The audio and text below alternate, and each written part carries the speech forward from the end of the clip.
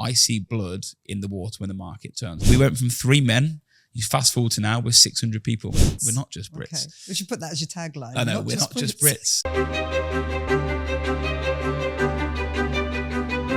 Hello and welcome to another episode of Golden Nuggets with Silvia Eldawi. Today I'm joined by the legendary Lewis Allsopp of Allsopp Allsopp, and we're going to discuss the real state of it. I just made that up a couple of hours ago that we're going to... The real estate. Not real estate. Real state of it. It's very creative of you. And what is it? It is the real estate industry in Dubai. We're going to go through... I've got a lot of questions and I'm sure you've got answers. But first we want to know about your journey. How did you get into real estate? How did you get to Dubai? Talk to us about that. Oh, we're going deep straight away, yeah? Straight away. So I come to Dubai when I was 19, believe it or not. So I've actually spent more of my adult life in Dubai than I have in the UK. How old are you now? I'm 37. I'm 38 in 2 weeks. So, Aries. Aries. Funnily enough, a lot of the agency owners I know are Aries. Charismatic, handsome. It's the adult of the zodiac sign. I don't know what that means, but it sounds good. It's the first one. And Pisces are the babies, so they're the you're least proper mature. into that, yeah? That's what I've heard. That's what I've heard. I'm into my zodiac. But my theory is a bit different. I think if you're an idiot, you're an idiot. Like, it doesn't matter which what month sign you're you are, born mate. Oh, you're an Aries. You're still an idiot.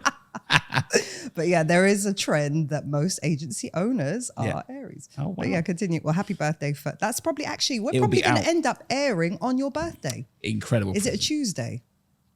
I have no idea. Okay, well, what we'll day work is it it today? out. Why don't we just launch this on your birthday? So happy birthday, Lewis. 38 today.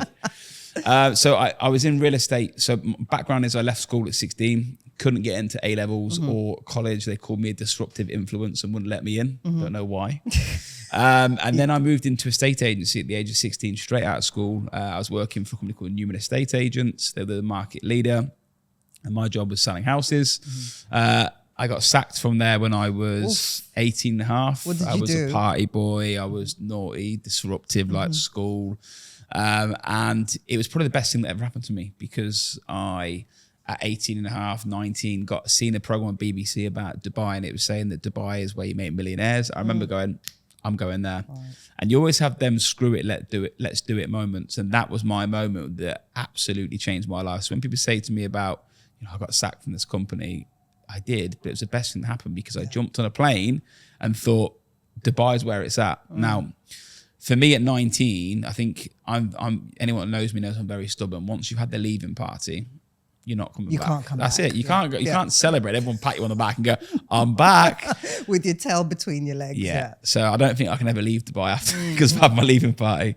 I got into a estate agency there. I worked for a couple of companies, and at the age of 21. So did you come out to Dubai with a job already lined up, or Yes. you came on? Okay. Oh, that's another So story. who was, I need to know, who was the Allsopp Allsopp of 2000 and what year was that? Company called Sherwood's. So Never heard Sherwood's of them. were the market leader. They were absolutely, they were amazing to me. Before I joined Sherwood's, basically how I ended up in Sherwood's, I jumped on a flight to Dubai, and when I got on the flight to Dubai, the guy who I'd spoke to on the phone in the UK to say, do you want a job? The interview was very easy. He just said, Lewis, do you want a job in real estate? Would you do real estate now? I said, come over. So I paid money, got on a flight. He said, we've got an office in the Grosvenor House. I was like, amazing. This sounds incredible. So I jumped on a flight, gone to the office, gone to the Grosvenor. He said, right, so this is the business centre. I went, yep. He said, so if anybody comes in, pretend that you're living here and you're staying in the hotel. I was like, what? Right. He said, this is our office, but you have to make sure no one knows that you're just coming here to work. I was like, so this is the office? I was like, have you got a phone? They were like, no, you got to use your own. So I had my UK phone. I was roaming on that at the time, and it was just sinking. Now, what happened at this point was crazy. The 2006, it's January the 4th, 2006, one of the sheikhs died. Can't remember which one it was. They closed the whole of Dubai for 30 days. Wow. I had no money. It was absolutely wild. So I remember sitting in this pool, and you think you'd be happy sitting in the pool. And I was looking up at the sky, and I was like, I need to work. I haven't got money for food and drink. And I was like, this is mad. The whole city's closed. Yeah. And this used to happen a lot in Dubai. If a sheikh died or someone really famous, or Ramadan in 2006, 7, 8, no one will remember this because they see now the beach clubs and restaurants Everything's open. still open, yeah. But I remember I used to go there. I used to put my car seat all the way back just to eat my sandwich so no one could see, and every restaurant was closed. Yeah. So Dubai is just so different. So in 2006, when that all happened, I ended up leaving. Sherwood's. No, I left the company that I started with. They didn't even have a name, the company. And I met a lady called Wendy Stapleton. Wendy is my savior for Dubai real estate. So Wendy, I met at a networking event, which is crazy. I had my name, Lewis Allsopp, on there. And she come over to me and said, "What are you doing?" She went, "Why are you here? You're not going to survive." Because I told her I'd done a few deals and never got paid them, and told her about the office situation. And she said, "You need to come and work with me." And I just built this relationship straight away with Wendy. If you know Wendy, you know. And she knows how much. She's like Auntie Wendy, isn't she? Auntie Wendy. And she got me a job at Sherwood's, which were the Allsopp and Allsopp at the time. And they gave me a basic salary and they gave me accommodation for 3 months to bring me on board. And that saved my life. And from there, I just elevated. Fast forward 3 years, I actually worked before Allsopp and Allsopp. I worked for a developer. I remember lying to the developer about my age. So I sat down with the CEO. And at the time, they paid me 50,000 dirhams a month as a basic salary. That's not bad. I was 20 years old. And was it 10,000 UK sterling? I was 20. And an override and commission.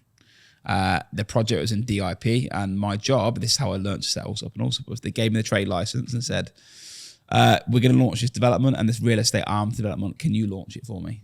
And I walked into Ema Business Park in the Greens, and there's an empty office, and I had to furnish it. I had to fit the logo for the company, the name for the company. I had to hire people. So there's people who own real estate companies now in English names. I hired these people to be my agents in the company. I went through that process of starting a company, but not with my money. And the only reason I left that job, it was very well paid by the end of the commission, is I left it because I'd sold everything. And I remember the CEO calling me saying to me, "Lewis, you're now going to do the admin, the contract chasing, the sales, because you sold everything." And I was like, "Nah, I'm the worst admin person." So then me and my brother were speaking and we said, "We can do this." And I remember Your this brother was happening. out here? My brother wasn't here at the time. He was in the UK. And I remember calling him going, "Carl, just to let you know, I made £70,000 last week." And he's like, "What?" And I remember him telling my dad this. My dad told me this story. He was watching the Coventry City football match in the UK, and Carl's going to my dad, "This is not fair. Lewis is there making 70,000. I'm on 20. I'm the older brother. I'm on £20,000 a year." And my dad said to him, I remember this, "Pour me, Carl, pour me a drink. If you want to do it, get off your ass and go there." And he come to Dubai. Literally a few weeks later. And within 6 months of coming to Dubai, we sat there, and I swear to God, we were like, "Let's have a look at the companies here. No one's doing morning meetings. There's no structure. People are paying on the day, and there's no paydays. There's no structure. There's no culture." And we said, "Wow, we can create a real estate business here." And that's how Allsopp and Allsopp set up. Oh, I love that story. And I love that Wendy's in there, and I had no idea. I honestly didn't know, and I'm glad you've explained it the way you did. Well, to be honest with you, the interesting gossip for you, the company that I worked for, you like the gossip. So before Ispas were called Ispas, they were called something else, and I worked for them. Was it PH or something? No, that was Powerhouse. It was called Park Vale Real Estate. So Park Vale Real Estate owners, they changed the business name over time, and they became Ispas, and they became different partners. I worked for Park Vale. Brilliant. So I've crossed paths with Wendy, with Ispas, with all these companies, Sherwood's, and when I go to these events, everyone will give me a hug and say hi. I've no bad blood, and I've crossed this journey with everyone. And actually, and it's now you're kind of giving back. You're doing the same for the future, because I think half of the UK agents that have come out from Dubai have gone through their initiation, at least if they're still not here at Allsopp and Allsopp, but they've crossed paths with you at some point. I want to take it back to university, because you didn't go to university. I also dropped out of university. Big up the dropouts. So big up the dropouts. What's your opinion on it? Is it even... my thing is unless you're going to be a doctor, lawyer, or you just want to go for the fun of it, it's just not worth it anymore. Controversial. I won't take my kids. I won't send my kids to university. I have a thing with school. Obviously, I've got 2 kids. I've got a 5-year-old and a 3-year-old in May. And when I went to the school, I said to them, I was like, "Look, just so you know, I want to make it clear that if I go away, irrespective of what the timings are, I'm taking my kids with me." And they were like, "Do you mind me asking why?" And I was like, "Because my kids are going to learn more being in Greece than they are than watching a map of Greece." And I think that when I look at university, my little brother is 23 now, 24, went to university, and he did a business management course. what's the point? Yeah. What are you could learning? Just go out in business and start managing. I said to him at the time, I was like, just so you know, you can have this degree. I will not hire you because there's people that have got job experience now that know how to do it. Yeah. A business needs know-how and experience. They're not interested in, what certificate you've got. Not one person in my company. I've got a CFO, a Chinese CFO. I've got a chief tech officer that's Russian. I've got a head of accounts that's Indian. I've never checked their qualifications. Yeah. I've checked their background for where they've worked. Yeah. There you go. Okay, not that we're encouraging people to drop out, but it's not that big a deal to get yourself in debt for. Let me make this clear to everybody. What they teach you in school is not what happens in real life. Right. If you're not learning about profit, interest, margins, paying off your mortgage, why you should own a house, how to make money, they teach you how to save money. Yeah. There's a saying in life, the poor spend money, the middle class save money, and the wealthy invest money. That is as basic that no one in the whole school industry, even in business management, teaches you to invest. Yeah. So what is the purpose of going to get a job? The purpose is to make money. Yeah. So why are we not talking? Everyone in the UK specifically is so crass about talking about money. No one wants to talk about what they've earned. No one wants to talk about the salary. No one wants to talk about... I'm happy to share that with people because do you know what? I want to show other people how to get there. How much did you make last month? Quite a lot. I bet. But also expenses, outgoings. No, but the reason I say that is I want to show other people the way. In our business, Allsopp and Allsopp, we've shown a lot of other business owners. I mean, if I could count the businesses that were set up of Allsopp and Allsopp, House and House were ex-Allsopp and Allsopp, yeah. Strada, ex-Allsopp and Allsopp, Williams, ex-Allsopp and Allsopp.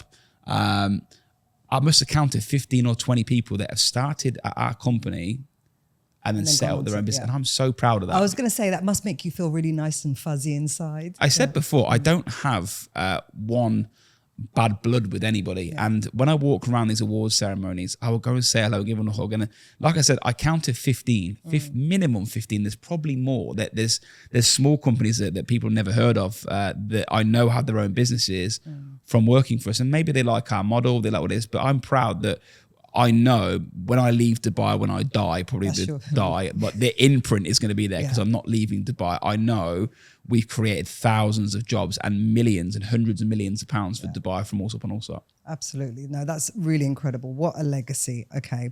All right. So Allsopp and Allsopp. First of all, do you get the hump when people just call it Allsopp? I used to. It's difficult because when you call people call it A&A. People call it Allsopp and Allsopp. Hey up. Right. People call it Allsopp and Allsopp. People call it Allsopp. Yeah. But funnily, when we first started the business, we used to call it, no one knew who we were at this time. So people would be like, hello, and we'd say, hi, it's Allsopp and Allsopp. Like, oh, you're the ones from the UK? We weren't. We'd be like, yes, we are.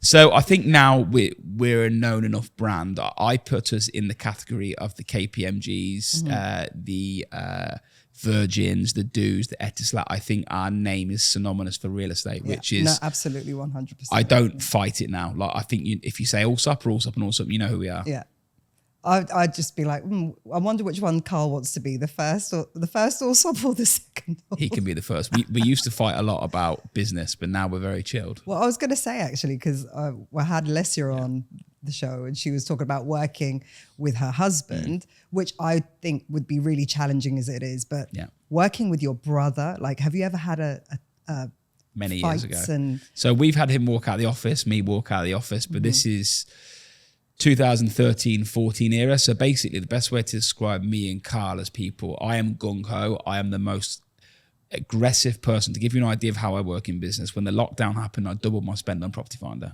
Every person cancelled their spend. I went for it. And anytime I see fear in anyone's eyes in business is when I double down. Carl's the opposite. Carl is not cautious, but Carl is mathematical, methodical. The business wouldn't exist without Carl because Carl brings the CRM, the structure, the things that you need. I'm the flair visionary, and the spark and the idea, but I now chuck the grenade in the room and Carl brings it all together. That's basically how we work. Yeah, brilliant. Okay. And you founded Allsopp and Allsopp just before the global financial crisis. So how did it come about? And then when that happened, did you think, what the hell have we just done? So before we get to the Allsopp and Allsopp, I remember how it started. And I'll tell you who I actually think came up with the name, by the way. So the owner of House and House, a guy called Simon Baker. So Simon worked for me at... He's also about 6'5". He's a big guy, very nice guy. In the development company that I talked about. So he was working for me at that time. I remember telling him we were going to set up the company and we're talking about names. We had one called AIG, which I believe went bankrupt. Oh yeah, the we were going to call it company. Allsopp Investment Group is what we were going to call it, which went bankrupt. We had different names and I remember him saying, why don't you call it Junior River Allsopp and Allsopp? Now, I'm not sure if he'll remember that or not. Oh, Simon Baker, thank you for naming Big shout us. out to Simon. And... what was the question you wanted to ask me? What was the question? Financial crisis. Oh, so that's it, 2008. So we got the money and I put every penny I had into setting this up. So you had a good run before that? I'd smashed it. Yeah, I'd absolutely smashed it. I mean, one thing I'm very good at is sales. I know that I can sell. I'm terrible at paperwork, but I'm good at selling property. And I'd done really well. I told you I had the 50,000 dirham basic, the override, everything. And I sold all these houses. I had this money. I put every penny I had into that. And I paid myself for 8 months, 5,000 dirhams a month. So you can imagine I've left this job to pay myself 5,000.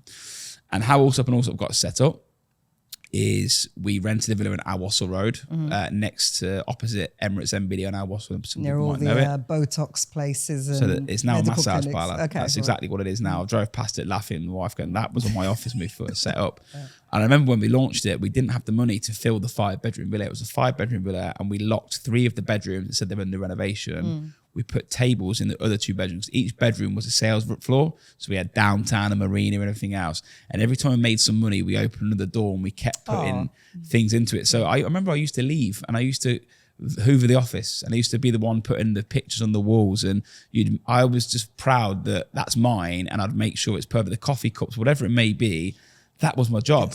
I mean, even when we opened our last office, I was there hoovering the day we opened. I'm cool with that because it's my business. So yeah, we opened up, and the minute we opened up, the newspaper come up saying financial crisis. The local guy was hand in his hands, and I was like, "Oh my God, what have we done here?" And it's the best thing that ever happened to us because these really big companies, the monster companies, whether it's the Better Homes is, and at the time there was Dubai waterfront properties, there was Ocean View, a guy called Tim Boswell, great guy, great visionary in Dubai at the time. And they were massive. And I was like, wow, we're a small company with 3 men. But we had no overheads and we were absolutely ripping it apart. We launched our business. We were cold calling people, which was something we'll get onto. We were trying to trade. We were trading credit notes. So basically, people don't know how credit notes work. Developers were launching projects, cancelling them, but wouldn't give the money back. So we were trading the credit between clients and not selling houses. And taking commission. We were doing everything. We were the hustlers. And we suddenly got recognized. I remember one of my friends calling me up, very big company, not open anymore, and saying to me, you can't use that color of your web logo. You can't use that logo. Oh, what are you talking about? I knew we were threatening people because we had a vision. We were going to be the biggest and best in Dubai. And we just hustled. We went from 3 men. You fast forward to now, we're 600 people. Amazing. And you are like now, are you the largest? No, if I'm honest with you, I think there is one company that has a larger business than ours in terms of agents. But the quality of the staff is different. I mean, I hire salespeople, estate agents, people that are driven. Some people, and this is no dig at them, their business model is different. They want the volume, and I get why they want the volume. They want the working, the mothers. They want the people that are the Jamira Janes. They might want people that are, you look at them and think, how have you got a job? But they're numbers to people. Our business is built on hiring quality people. So do I think we're the #1 company in Dubai? 100% for sales, transactions, leads, quality. And #1 for British agents. Yep. Okay, so you do your recruitment drives every couple of months. You bring them over and then, do you put them up in accommodation or? So the other thing about the British agents, so I've been through this with Property Finder, but Property Finder had this thing where we thought we only hire British people. Until I said before, our CTO is Russian, our CFO is Chinese, our head of accounts is Pakistani, our chief people officer is Brazilian. Chief people officer. Is that HR? No, do you know what? It's not HR. It's more about staff retention, staff happiness, how we can make the staff grow. That it's not just processing visas. It's a very different role. But what was the question? Brits. You're not just Brits. We're not just Brits. Okay. We should put that as your tagline. I know, we're not just Brits. we have nationalities from everywhere, even our agents, Moroccan, English, Pakistani, Russian, but how our recruitment works, I don't believe in recruiting agents from Dubai. I don't, because there's a very, very bad pool of people that come with very, very bad traits.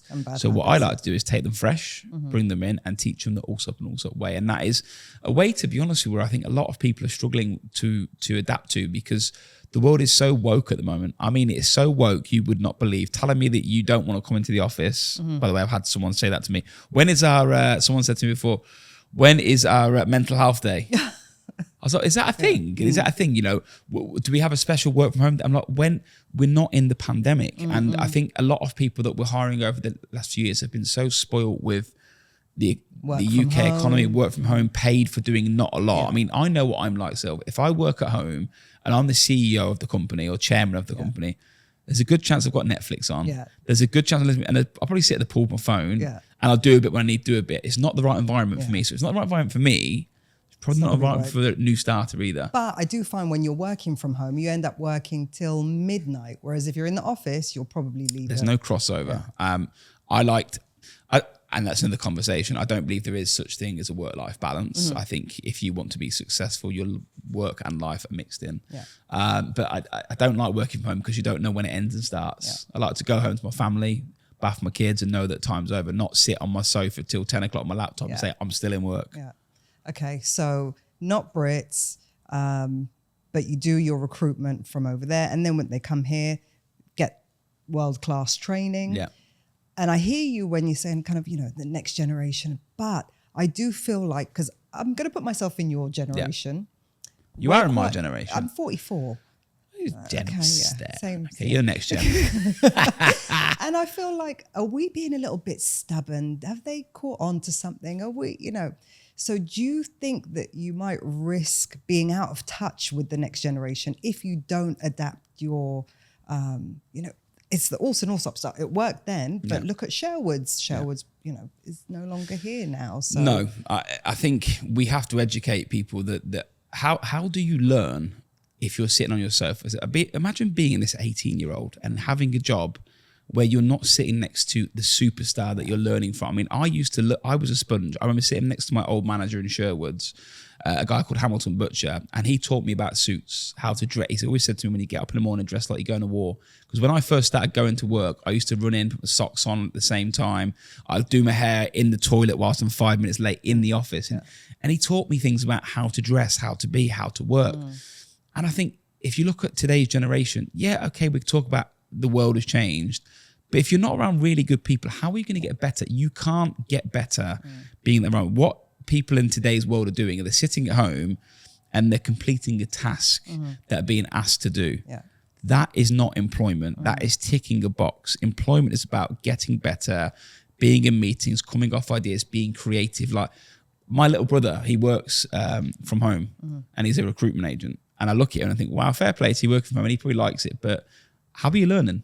What, you're sitting on LinkedIn. You're not sitting next to the superstar that's doing these amazing techniques that they learned 5 years ago. So I will never believe in it. And I honestly think if Apple, Tesla, Microsoft, and all these companies are doing it, there is something that is right with working together. The only thing I will say is that the world has changed. Everyone has the mobile. When I first did deals, waiting for the fax machine, that's what people wait till 10 o'clock. So we are the same generation. Yeah, we are. The fax is coming through. Is there any paper in the fax But that's machine? how we used to wait for deals. And the world has changed, but it doesn't mean that you have to rip upside down what's successful. Success to me is not a logo, it's the people inside it. So I hear you, because that's how we learned in real estate, because you had one office, everyone was on the phones, you pick up something from your colleagues. But I find here in Dubai, agents, especially when they get a phone call, they're off down the corridor. They take it in, every office has got a new booth, one of those booths. So they take it in the booth. So actually, where is everyone learning from? And that's why I launched what I've launched, joined my school community, Propologi, because I looked at kind of the way Dubai is set up, and tell me if I'm wrong, but you've got agents that are making more money than sales managers. So there is no incentive to become a sales manager. Correct. So you're an agent, you get your induction, let's say, 2-week induction. You study for your exam. And by the way, you might not study for your exam until 3 months in, because your company might not want to invest in you until they're sure that you're going to stick around. You have to get your license, you already have to be employed by a real estate company. So you've got probably a bunch of people that are 3 months in, unlicensed, unqualified, serving the industry. So where are agents learning from? If there's no sales manager, or there's only one sales manager per every 50 that's probably pulling out their hair, where do they learn from? I think 98% of the companies in Dubai do not have the infrastructure to be able to upskill agents. Now, I look at Allsopp and Allsopp, and I look at the cost base to run our business is very high. Our turnover is very high, but so is our cost base. But why is my cost base so high? I've got 4 trainers. I've got 11 managers that all have over 100 years experience, and these people are not fee earning. Their job is to educate and train the people. You've got myself and the MD, there's top sales agent in the company. We've got people of all calibers that are able to train people. Now, what I'm finding in the market is a lot of people are coming to Dubai for the Dubai dream, and they're joining companies that have no backbone. And they're going, what we'll do is we may beat the commission structure that's in the market. So that, let's say it's 50%, they'll offer 55 or 60. They go in there and they're learning nothing, and they're being given a laptop and no marketing. This is the way the world is. So I think if you're joining any company, there's probably only 5, I think, in Dubai that have the infrastructure to be able to upskill. And honestly, that's our strength. We are a training and development company. We have the best survival rate and chance of joining a real estate company and us getting you to a level where you can succeed. Yeah. And I don't think a lot of companies can do that. Well, I mean, to be fair, if you've got Allsopp and Allsopp on your CV, you're extremely high. Well, you're poachable. That's exactly what we are. They must be coming out after your people all the time. We are the most poached company in Dubai. If you see the CV of Allsopp and Allsopp, they know they're well trained. They know they're well looked after. And a lot of people will come and offer our average earners a manager position because they see Allsopp as a hope that they're going to bring the structure with them. But the structure is in the business. That there are the magic source of that business is the backbone of the company, from the MD to the partners that drip that driven, hungry personality across to the rest of the staff, and then obviously the KPIs and everything that comes with it. People are scared of KPIs, Silv. A lot of people are scared of KPIs. What's your favorite KPI? Viewings. Number of viewings. Don't care about calls. Yeah. Calls, I used to track calls. I used to have a call logger. People can fake calls. The fuel of real estate is based solely on viewings. If you do viewings, you will do deals. 22 viewings to a sale. If you are not booking... 22, that's some... Okay, so I did a Property Finder episode, and we got some superb statistics, but that is a great one. I don't think people... You need to book 5 viewings a week, a day. If you book 5 viewings a day, you do a deal a week. And when you consider a viewing, do you class it as one client, multiple multiple properties, or the number of properties? I could take you to 5 units that I think 5. you're interested. That's 5 viewings. Okay. The chance of you doing a deal is going to be 5x higher. But what I find really underqualified, to be honest with you, agents that don't have the right setup. Let's say if you work for a crap company today, I'm not going to name names of who them crap companies are. If you've got no stock and you don't have access to a CRM, so there's one company who's really well known in the international market. I'm not going to tell you who it is. All the tea. Yeah, I'll say it how it is. I'm not going to name which that company is, but I spoke to that person that works there, and they said they don't have a CRM. So I said, what if a client inquires and you want to see what properties they've got? You can't. How Allsopp and Allsopp works, if you register with us, you as a Silk will register with us. What we will do is register you, but then you'll have access to all of our company's properties. You'll be able to, Lewis Allsopp will take you to 5 properties that may not be his. Because our mandate is different to everyone else. My mandate is to move you into a home, and not irrespective. Get full commission for the So we make sure the client has full perspective of viewing. So viewing targets and KPIs are my number one thing. Okay, so that was 22 viewings to a sale. Correct. Any other conversions or measures that you've? I think the biggest measure for a real estate company and the lifeblood of property is the new listing is actually the key. Yeah. Buyers are not loyal in this market. It's important everyone knows that Stock is king. If you have stock, you generate new inquiries. I've been through this with the portals before. I don't believe the spend on portals is as needed in this market as people actually think it is. What, you think your website's going to No, I think that if you put a basic listing on any portal, because obviously the portals all claim buyer promoted adverts, buyer signature adverts, people spend 10x, 20x for what a normal advert is. But honestly, I think most buyers go through the process of searching newest listings first, not of promoted. So I think if you have loads of new listings, you will generate the buyers, which will get you the viewings. And actually, it's interesting because, and again, this is something that you probably learned in the UK as well. It's not about putting a property on the market, waiting 3 weeks for it not to sell and then doing a price reduction. You've got to hit it at that first week you go live. You should go live at the right price. I think a lot of agents don't do the right job in Dubai. I mean, how many agents think selling a property is putting a property online? Yeah, and waiting for the phone to ring. Call the people. The mad thing about real estate is everyone wants a property. So we have inquiries saying, hi, I want to buy a 2-bedroom marina. If you have a new 2-bedroom marina, call the buyer that wants the 2-bedroom marina. Like that. Yeah, but how's it working also? Because you've got, remember, and something that I used to hear all the time, my client, you know, so once it's their client, nobody else can touch them unless you have some different rules. So if you have a property in Allsopp and you've listed a 2-bedroom marina, your job is to click a button called match, which matches the applicants that have that price range, that area to that unit. Yeah. And then you will call for them and go, hi, it's Lewis from Allsopp Allsopp. I see you actually registered yourself. Just want to let you know, I see you looking for a 2-bedroom, 2 sea view, 1,500 square feet. We've got something new to market. Would you like to view it? It's this, this, and this. And they'll rip through them clients and then put a note on, say, just to let you know, I've spoken to this client. The mandate for an agent is if you've spoke to a seller and you've said, I'm going to sign a form with you to sell your house, you have to attempt to sell it. Yeah. And a lot of agents don't do that. And they're expecting it to be sold by Allsopp, not necessarily that agent. I say no one cares about the politics inside the company. Yeah. Okay. But in that scenario, Silvia's going to come to you, Lewis, why are you calling my clients? Yeah. So you call them then. Why haven't you? That's the answer. If anybody says that in our company, I'll be like, why have you've been told there's a new listing? Go and call your clients. But you haven't. Yeah. So if you're not on top of your clients, it's quite embarrassing. So I'd say 70% of the deals we do in our business are splits, meaning that someone applicant and someone else's buyer.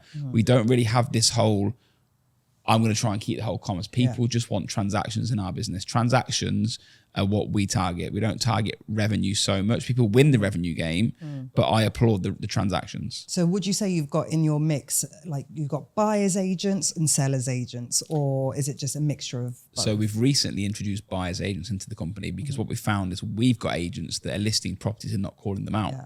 So we've introduced buyer's agents, but to be honest with you, we're not having much success with it at the moment because I think the lifeblood of the real estate business, going back to what I said, is stock. Okay. Now so I'm happy in business. I break things and put it back together. I'll test, I'll try, I'll test, I'll try. Some things don't work.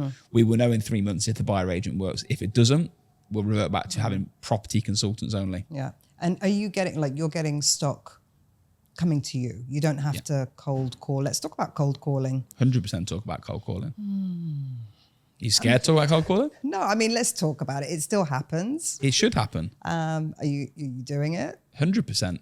Paying the fines? We don't get fined. Okay. There's a reason we don't get fined. We don't call people illegally. So there's 2 types of companies. I suppose because they're already on your database because you've been around for so long. It's a lukewarm call. So cold call. There's 2 different cold calls. So just so we're clear, I've actually spoke to the Land Department about this. I've spoke to the Ministry of Economy at the highest level about this. Like, I'm talking the highest level about what cold calling is. Cold calling to me is just buying a database, and that's cold calling. Yeah. But you have to enable Allsopp and Allsopp to be able to call clients that we registered 10 years ago and say, hi, Silv, just to let you know, you spoke to us 10 years ago. You may not remember us. Your information is logged here. Do you want to know what your house is worth that you bought 10 years ago? If you cannot do that, you cannot survive in real estate. Yeah. So I'm going through this process at the moment, and we're going back and forth trying to, I suppose, convince the Land Department to understand there's 2 types of calling. There is calling cold, and then there's really well-known companies that are calling their database. Now, Dubai does have an issue. The issue Dubai has is there's lots of smaller companies that are buying databases and cold calling, going through that process. That should not happen. But I don't think you should penalise banks, and they don't, and do. And whoever else calls me saying, hi, do you want me? I'm okay with that. Do you want a credit card? No, thank you very much. Maybe one day I'll need your credit card, but I am a client of yours. So cold calling definitely should happen because I'm cold calling my database, but I believe there warm is calling. But if I'm honest with myself, it's probably cold calling because the person that joined the business this month never spoken to them. has never spoken to them, but they have an Allsopp client. Yeah. So I'm not afraid to speak to anybody at any level and say, I will be calling my clients and I will, convince and go back and forth with entities of the government and land department and explain, I've actually been through this with Dr. Mahmoud Barai, I've been through it with Marwan, and we're on the same wavelength that you can call your client, but there is a big problem in the market. I don't know how you control the thousands of agents. And this is the problem that Dubai faces. They're bringing all these people from LA, America, Dubai, everywhere. They're all coming here. They're all coming here. And they're all trying to get a piece of the pie. And you can't regulate at that mass level because we're one city. How do you control 15,000 individuals all emailing and calling and the land department only has a capacity of people for, a certain amount of people. But like if you're an agent coming from the US or the UK, very good chance you're highly trained. You've got to jump through so many hoops in the US to become a real estate agent. So if they're coming here, don't you think that's going to naturally kind of self-cleanse the industry where there's going to be nothing left for these not so great agents? I think the market's that good that even the not so great agents are making money. Yeah. If you hear the calls, obviously I'm on the owner's database. Hello, sir. Do you want to buy, sell? No. Terrible. And my brother's changed his phone because he was getting 15, 20 calls a day. Now, what's interesting, and this is something that people don't think about, why do people not change their phone number? Do you know why? Why? Their OTPs are linked to their mobile number. So they won't change. But what I actually got my cousin, when she bought a property here, I told her to get a separate SIM and put all her everything on that. Yeah. So that, and she was like, 3 months later, she was like, you're so right. I have like 1,000 missed calls every week on that phone. But it must drive you insane.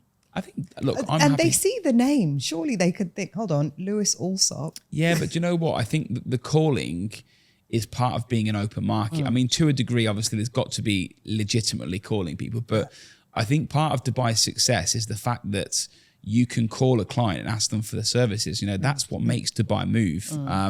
In the UK, it's a bit different. Yeah. You can't work that way. But I applaud Dubai's openness, and I think that there has to be a level of understanding the difference between the two, and I think that's a bit of an issue at the moment. And also, I suppose when they're calling, have you ever hired someone that cold called you and was superb?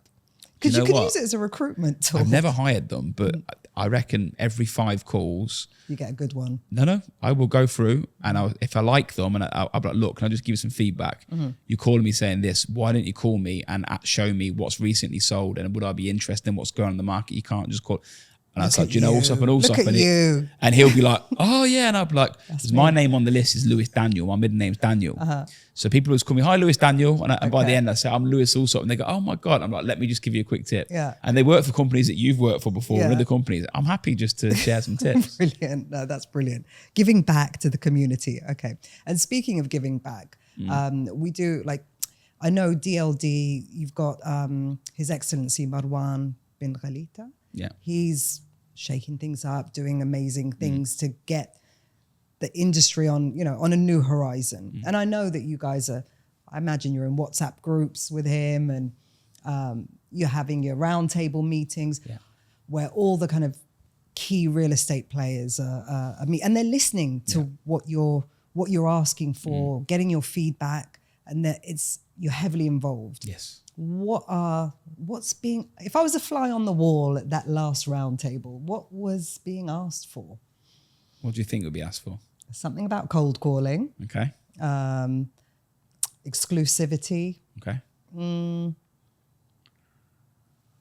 you know what the main thing is? It's the ease of doing business. I think that's the whole mandate of Dubai, and it's the mandate that I look at. I mean, there is problems with Dubai real estate and running a business. I think it's expensive to run a business. I think that's one thing you can talk about. I mean, our trade license renewal was nearly 400,000 dirhams to renew the trade license. I mean, how is that when the UK is, £200 to renew a multinational business? Now we're paying corporation tax, we're paying VAT. There is lots of things coming in. Only in the last 5 years, I've been able to own the business myself. My business was on a POA maybe 7 years ago.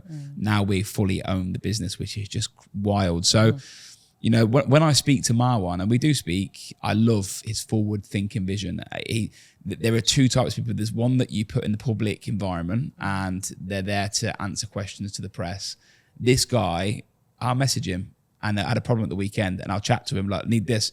Straight away, he's on to somebody, he's resolving the issue, and I'm messaging him going, this is way above your pay grade, but he wants to get involved. And I love that. I love that when you've got people like that. I look at myself, and I'm nowhere near what Marwan is. He's in his excellency.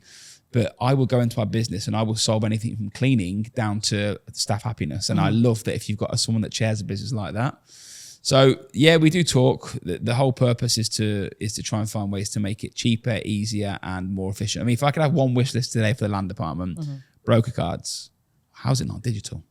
How is it? So at the moment you do your course. Well, you just take a screenshot of it, no? But you've got to wait to print it. How you got to wait 5, 6, 7, 8 days? So that was one issue we had before with the land department, where an agent had passed the course. They've been speaking to a client. The client's then gone to the land department and said, this client, they were unregistered. I was like, okay, they're not. They've done the course. We're waiting for the card. I was like, okay, you've got to wait for the card. No, we've completed the course. But there was a discrepancy between the two, if that makes sense. So it just needs to be, everything with Dubai is electronic, everything. And it needs to be speed. Yeah. Speed and efficiency of doing business is what my wish list is. Okay. And then speaking of speed, efficiency, technology, let's talk about Houza. Yes. You were one of the founders of Houza. Houza is was going up against Property Finder Bayou. And tell us how it came about. It was around COVID time. So what was the story about Houza? Lockdown.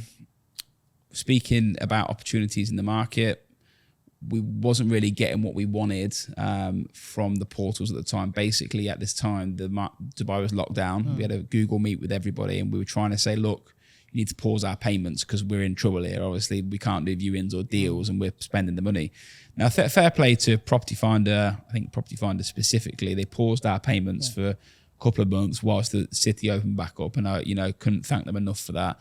Off the back of that, obviously, we started talking about it being an opportunity about creating a business for the agents, for the real estate brokers, and to be honest with you, for the clients. And we looked at, we looked at quality. We looked at making sure the brand was good, the user experience. Now we're agents, so we were able to look at what an agent wanted. So launching that, it was very exciting. I was a shareholder, not a massive shareholder. I was big enough to have an influence. But it was an exciting business, and that started in lockdown. It was actually going to be called Houza at the time. Okay. And the reason we didn't, so when America said that Houza means something else. So we couldn't call it Houza. And the business brought on the Dubizzle CEO. We had founders from other real estate companies. It's very, very political launching the company because we went to other companies, very well-known companies that didn't join up. And we were like, come in. They're like, yeah, no problem. We'll take 1%. Everybody puts 1,000 dirhams in. And we'll all take 1% and we'll have the business. I was like, no, it needs real money. Like to launch a business, real money's needed, not like let's put $1,000 in and hope for the best. So the big boy step. It's not an NFT. No, it's not an NFT. Let's buy a dog token and hope it turns into something. It needed real money. The big boys stepped up. As people know, these companies, the Drivens, the Better Homes, the House, not House and House, it's Spass. There was about 15 companies stepped up, all put their money to the table, and there was a lot of conflict with it. People didn't want to sign up to this portal, even though it was free at the time. That's the thing. It's like I'm looking at it from, I have a tech startup background. I know what VCs are looking for. If you went for external funding, so they're looking at the mix of founders as well. Now you've got a startup, and the founders are all competitors. In that industry. So that would have been a recipe for disaster. Never an issue. It was never sitting around the boardroom tables. It was never an issue. Everyone was pulling in the right direction. As we know, Houza is no longer here. The only reason that business isn't here is the funding appetite for VCs at the time. I think the same, what was the FTX? It was a bad year, 2022. FTX, what's the company that... Sam Friedman. Sam Friedman, that happened at the time. And there was a lot of companies that lost a lot of money in the tech market. I think loads of companies just plummeted. And I think at the time, VCs started to look for businesses that were making profit rather than future forecasts. Now, I still believe in the property portal market. I just believe that it was probably the wrong time to do it. Yeah. And I'm like I said to you at the start, I'm happy to break things and put it back together. But I don't mind that. There are probably more businesses that I will start and there are more businesses that will fail. Yeah. But the ones that when they do succeed, they're going to be big. Yeah. And do you think there's space for a third? Yeah, I honestly do. I think, look, the dominance is at the moment is between Bayut and Property Finder. Property Finder obviously has their funding and their background, their valuation, nearly $600 million. And then you've got Bayut, that are just a monstrosity between De Bizzle and Bayut put together.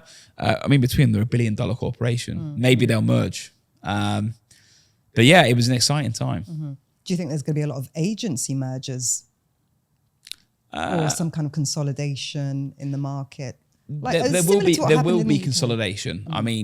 Maybe one day we will IPO. And if we IPO, I'd go and buy loads of real estate companies and add to our revenue, because I think that there is a chance to do that.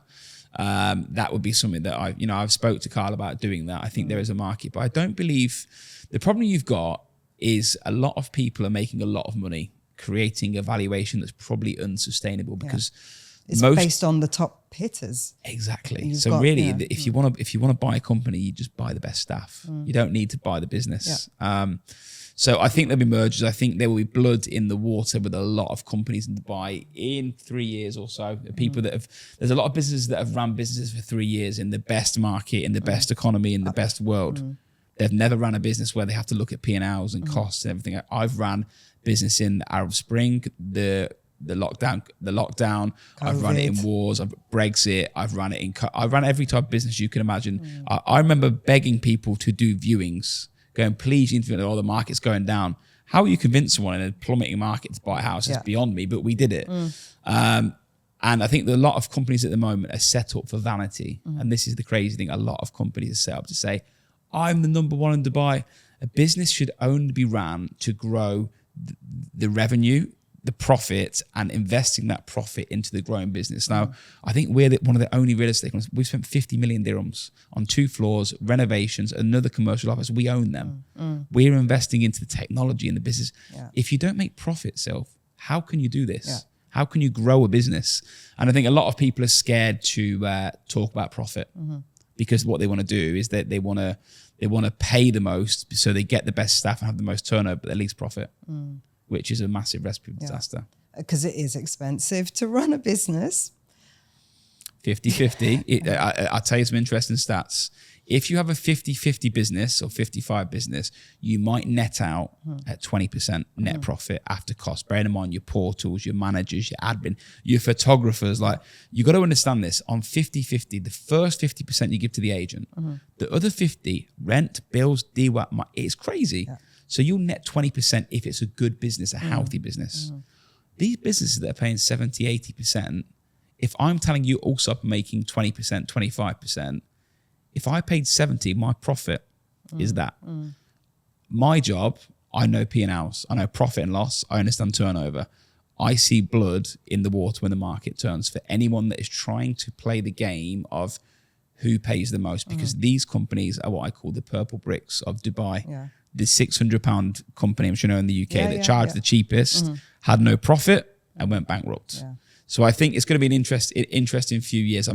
Look, we're 3 years away from that. How can they wind it back now if they're already... You can't. You can't. And I think at some point, it always comes out in the wash. The other thing that I find really dangerous in the market is social media. Social media is the best tool on planet Earth. I could tell you now, Lewis Allsopp bought a jet. If I say I bought a G63, is that what this is? That's a car, isn't it? G650. Yeah. And I put that online, that gets shared hundreds of times. Everybody in their different offices talking about it. It's not true. This is how social media works. A lot of people are doing really well in life and they're buying houses and they've got a family and they're progressing and they think they've had a good week and then they see somebody post. I'm not doing that well. I feel like now. And it's not true. These people that are posting 90% of the time are fronting.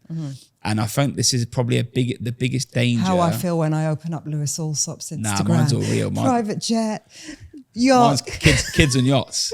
But a lot of people want this life now. And I think my message to everybody watching any type of podcast like this is that what you see on Instagram and the highlights the best bits. They're sales. Everybody's selling. Whether it is Instagram and you're single, you're putting the best picture. No one's putting a picture of their like belly hanging over their jeans and like their hair. Or they're putting the picture of them looking amazing, and they've selected that picture.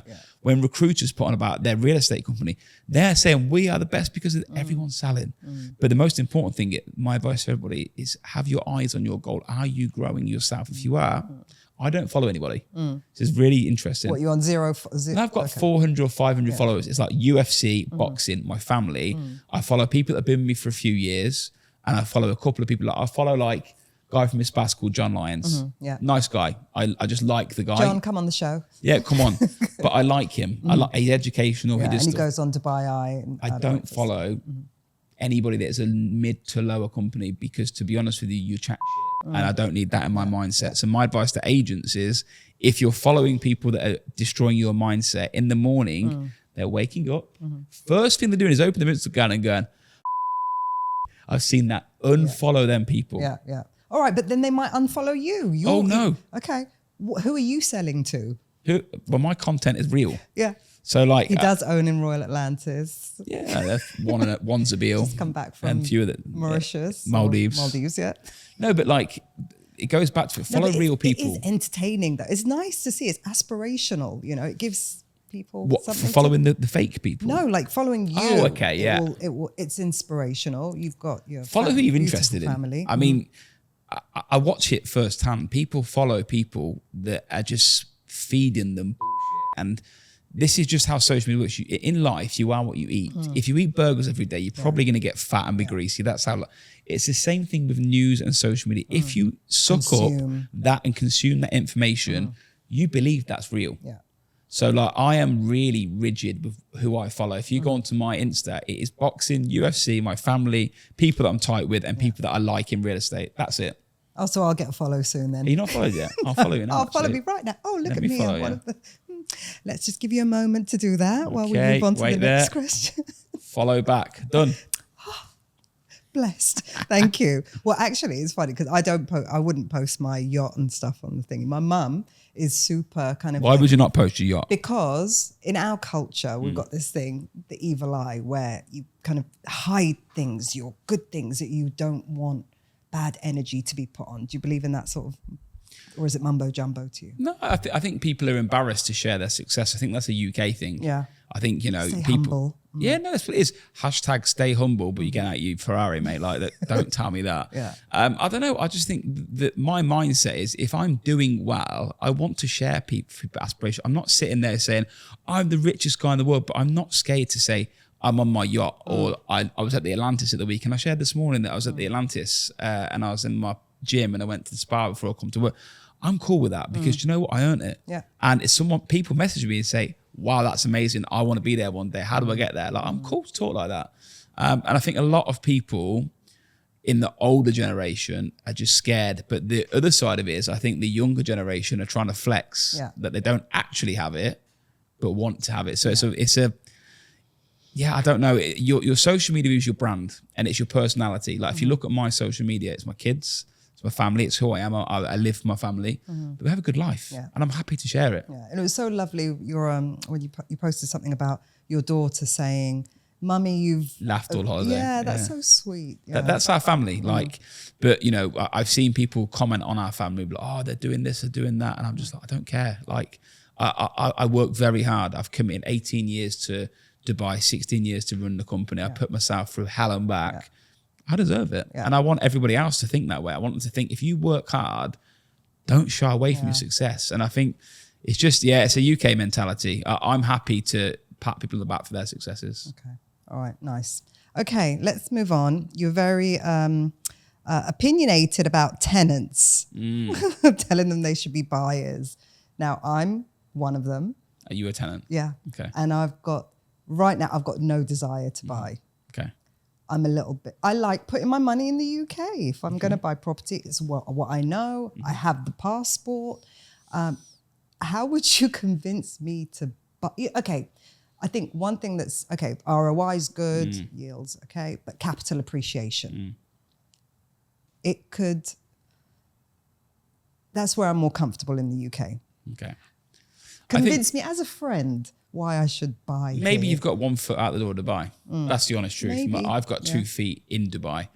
Dubai is my home. And I think if I ask you the question and say how much rent you're paying and you hypothetically say 150,000, you're giving somebody 150,000 dirhams every month to live in their own place. So if you fast forward 10 years, which goes quickly, as we know, it's 1.5 million that you can pass on to your family. Now, people misunderstand what a mortgage is. A mortgage is you're paying yourself. You're borrowing the money from the bank. But if you think about the circle, you're working at the moment. And when you're working, you're going to work, you're getting paid the money, and then you're giving it to the landlord. Complete the circle. Go to work and pay back yourself. Now, the whole trick to wealth is to pay yourself and invest yourself. Everybody who is a landlord is winning. Even if the market goes down, you're still paying to live in their unit. Now, landlords, when the market depreciates, which it will at some point, it's irrelevant. Do you know why? Because they're not selling it and they're still receiving money from somebody for living in it. So I just think, and this is a very interesting one, I've made more money in property than I have in owning my own business. Right. I've never, ever. Yeah, but you're in the top leagues. We're not talking about the JVC apartments. You're talking big. JVC are probably 500,000 dirhams 5 years ago. They're probably 900,000 now. Like every person that has owned a property in that time period has made money. Do I think Dubai in the next 5 years is going to go up? Yes. I just can't understand anybody working and going to work and knowing 40% of their working day, you are paying your money to the landlord. Me. But it blows my mind because out of fear, Sylv. Like it's fear that you think the market's going to collapse. I just feel like, okay, I'm going to buy it. I don't know what condition it's going to be in 10 years' time. In the UK, the older the property, the better. Yeah. We don't know how the construction with the heat, the weather, and so on. There's a bit of uncertainty. This mortgage is 25 years. My visa's 10 years. Yeah. Okay, what's going to happen after 10 years? So there's all these sort of, but if I compare it to my UK properties, I know the price, the rents are going up. The value's going up and up and up. And So I is can't Dubai. say, I can't. So I mean, Dubai. it's had a the good. differences of the UK and Dubai, and this is no critique to the UK because I'm English. You don't know who lives there. They don't have Emirates ID. They don't have British ID. Yeah. Anyone lives there. There's the highest knife crime in the world. One of the highest tax in the world. The weather's Yeah. Here, every person that's sitting in this room today have an Emirates ID. I know their blood. I don't know it, but the government know their blood type, where they live, their tenancy. It's safe. There's no tax. It's made people multimillionaires, and it's going to be the best business opportunity in the hub in the world to live. I can't see any reason outside of the same reason we send money back to I'm sending it home because it's safe. Safe doesn't make you wealthy. Yeah. I've never met anybody, I have family members that save. That's cool for a rainy day. You will be flying economy for the next 20 years because you've decided. Gosh, hell no. Oh no, it smells different down there. But that's how it is. Like people that want a better life, and this is aspirational life, you have to be willing to invest. You have to be willing to put your money in something. And being a tenant is probably the worst investment you can make of your time. And I can't repeat it enough. You are working today to pay a landlord. This time that we're having here is not going to you. It's going to my landlord. Mr. Abdullah, whatever your name is, thank you for your time today. That's painful. Okay, Sorry I need to think about that one. Okay, so hypothetically, if I did decide to, because we've got the expert here, want to get your opinion. If I had up to 3 million, and you're advising me as your friend, where would you tell me to buy? JVC. Okay, how many? Just one unit? The best investors in the world are the one that live in a home. So it's not about a buy-to-let. It's about buying the biggest and most expensive house that you can so that you can gain the gains and also enjoy where you're living. I mean, this is probably the biggest thing that I say to everybody. When you're buying a home, no one sits there and goes, oh my God, you wouldn't believe what a discount I got on this. I know it's but it's cheap. Like you want to live somewhere nice. And over time, when you go to sell it, it'll be worth more. I think JVC for me in that 3 to 2 million dirham budget, I think that you will end up with an easier sale because it's one of the highest transacted areas in Dubai. It's actually central to Hessa and Al Khail and everything else. And if you go back 5 years ago, it wasn't really that attractive, but now people are seeing the location as A1. Okay. 5 to 10 mil? 5, 10 mil. you probably get a townhouse in Jumeirah Golf Estates. Really? Yeah. So I think Redwood Park is 3-bed on the golf course, paying 7 million. Okay. I used to have one there. I sold it for about 3.5 to buy the house that I live in now. My favourite area is actually Tel Al Gaf on paper. I'm hearing a lot of buzz about Tel Al. I think living on, if my pitch to anybody for Tel Al Gaf would be like, do you want to live on a lagoon? The development's owned by Majid Al Futtaim. So if you think of things like Joe and the Juice, Vox Cinema, even Louis Vuitton, they're all contracted to open up there. To open. Well, they're part of the Mall of the Emirates, which is Majid Al Futtaim. So being a modern hotel on modern development on the water in a central location next to JGE, it could be really exciting. Okay, so we're starting a JVC, then the next bracket Tel Al Gaf, and then 10 to 15. Or let's do 10 to 20. 20 million. I mean, you can buy an apartment in the Royal Atlantis on the sea view, not the palm view, but you can enter that bracket. I think the Royal Atlantis is currently trading at around 13,000 dirham a square foot. Wow. That 100% will trade at 25,000 dirham a square foot within 5 years. The ultra luxury market. That's where it's at. And ultra luxury, so to be honest with you, is not £3 million. I have a place in London, in Earl's Court, and it is 10,000 dirham a square foot.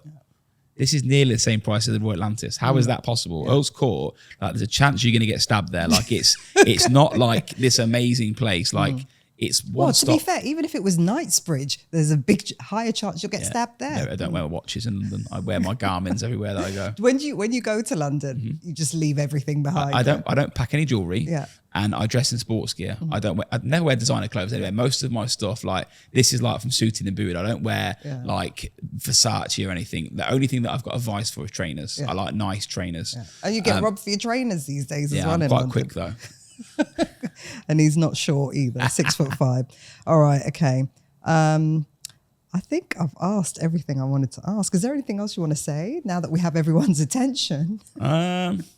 Buy real estate. Okay, going to sleep on that one while I'm paying you're going to do that, or you're going to go to Mr. Abdullah and pay his rent. That's what I'm doing. Okay, final words of wisdom from the legend, Lewis Allsopp. My mantra, my thing is how to, advice for agents wanting to get started in real estate. What would you be saying to them? I think number one, you can't be afraid of communication. A lot of people in today's world, and this includes relationships, they hide behind WhatsApp. Yes, they don't pick up the phone. But that's anything. That could be, I've got friends that have been in relationships with their wives and partners and they argue over WhatsApp. Me and you talking today, we're probably building a bigger bond and we can probably get each other to do stuff that help each other from speaking. Yeah.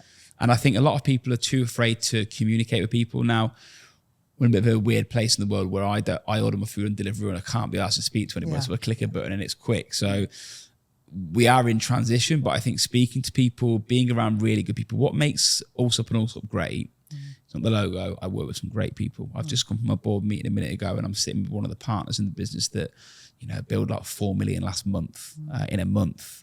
And I'm sitting for breakfast the other day and the guy's done like 1.5 million. And look at these people and they live in Jumeirah Golf Estates. They live in 15, 20 million dirham houses. And if you can surround yourself with them people, that's how you win in life. Because the last thing I'll say to everybody, and if you want to make money in real estate, and I said it before about me making more money in property than owning the business, what real estate does, it doesn't make you rich. Real estate gets you and enables you to make money and then invest that money. That is how real estate works. And not a lot of people do that. Yeah. Okay.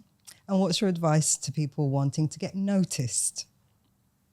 I guess it's going to be social media, right? Yeah, I mean, look, we get noticed for results. I think the key fundamentals of life is you've got to be good at whatever your service is, whether that's a pilot, a painter, a real estate agent. Getting noticed is great, but if you haven't got any substance, and I see a lot of people do it, they post on social media, just come to, hi, I'm Mr. Emirates Living. I'm like, mate, you've not sold a house. Like, I've got one guy in Emirates Living. It's a fictional character, Mr. Emirates Living, or maybe I don't know. Yeah, I have no idea. One guy in our business called Jack Bystrom was one of the associate directors of the business, been with me 7 years. Sold 100 properties in Emirates Living last year, 100. He doesn't have a social media at all. Right. Doesn't need one. So having attention is great, but more important than attention is money and success. And how you get that is be really good at your industry that you're in. So I don't really vie for attention. I know a lot of real estate agents that post and they go on their videos saying, oh, I'm this. I just do what I'm doing. There's a reason we sell the most. That's why we rent the most. It's why we've got the biggest sales force and why we're known the most in Dubai. Is because we're very good at selling houses. So property management, didn't even talk about that. Yeah. So I just think, I'd advise everyone not to try and vie for attention and vie for doing business. Okay. And best way to get results and get referred? To get referred, I think you've got to do a good job initially and then ask for the service. So I think we spoke off camera and you were saying, can I get you into that person? Would you like to meet somebody else quite senior? And I said, I'll get on with you. Why would I not? That's the perfect referral business. So if you can do a good job, a lot of people are scared to ask for business. So do a good job. Maybe that's also a British thing. It's kind of like, oh no, if I'm good enough, they will refer me. But no, you need to ask. Listen, the best decision I ever made in my life was going and asking my wife for a dance in Mahiki. And it ended up bringing me 2 kids and the happiest marriage. And that's a risk that I took. I went out the way and went and spoke to that person. That's a referral. Yeah. That's the best referral I've ever had. So you have to put yourself out your comfort zone for ask for that business. And ask for it. Yeah. Brilliant. Thank you so much, Lewis. So that's a good way to end it, isn't it? Like a happy ending. Yeah, there you go. Wow. Thank you very much for joining us today. Don't forget to like, share, and subscribe. Thank you, Lewis. Thank you. Beautiful.